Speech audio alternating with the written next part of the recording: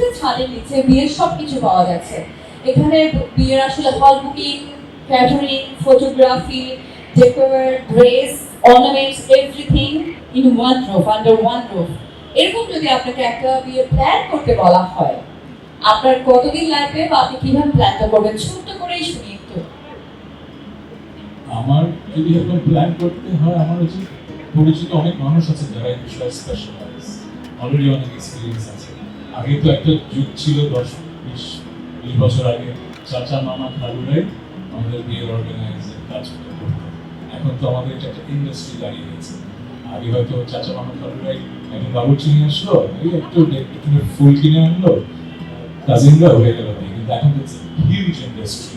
আমি শুনেছি এখন শুধু ডেকোরে খরচ হয়ে যায় কোটি কোটি টাকা।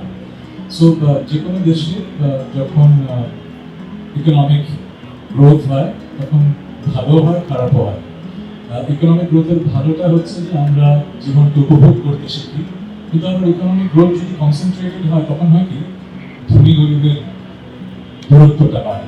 সো একই দেশে হয়তো একটা বিয়েতে খরচ হচ্ছে 10-100 কোটি টাকা, আরেকটা হয়তো পরিবারে ছেলে মেয়ের বিয়ে দেওয়ার খরচটা হচ্ছে না। সো এমন একটা দেশ আমরা চাই যে দেশে কি হবে, শিক্ষামূলক কথা না, জাস্ট একটা মনের কথা, যে দেশে এমনভাবে ইন্ডাস্ট্রি গড়ে উঠবে যে সব শ্রেণীর মানুষের জন্য আসলে যেন সহজলভ্য হয়।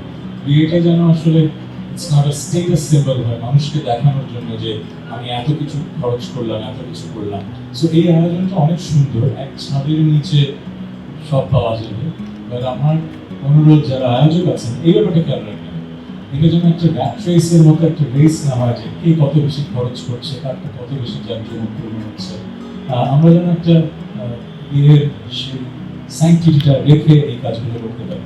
আমি যা দেখলাম খুব সুন্দর আয়োজন, একসাথে নিচে বাংলাদেশের মানুষ যেন এরকম আরো আয়োজন জেলায় জেলায় অথবা বিভাগীয় শহরে হয়, সেই উদ্যোগটা নেওয়া হয়। আমাকে প্রশ্ন ছিল আমি কি করবো, আমি এই মানুষগুলোকে হায়ার করবো, কারণ আমি জানি যে ওনারা যে ধরনের আয়োজন করেন সেটা পরিমিত সুন্দর, কিন্তু আবার ওই ধরনের জাঁকজমকপূর্ণ না যে জাঁকজমকপূর্ণের একমাত্র উদ্দেশ্য হচ্ছে অন্য মানুষকে দেখানো যে আমি অনেক অর্থবিত্তের বৈভবের